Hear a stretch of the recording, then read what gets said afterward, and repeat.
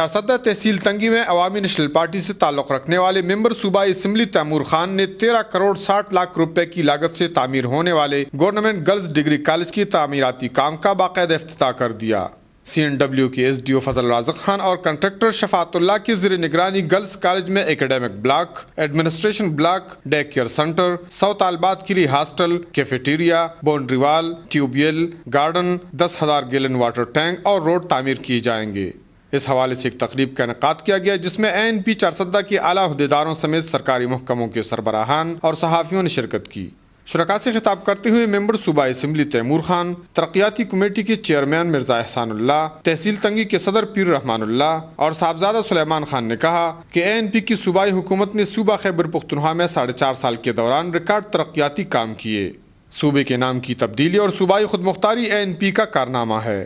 انہوں نے کہا کہ ANP کی بدولت صوبے میں تعلیم، صحت، روڈ اور ڈیموں سمیت بے شمار ترقیاتی کاموں کا جال بچھا دیا گیا ہے۔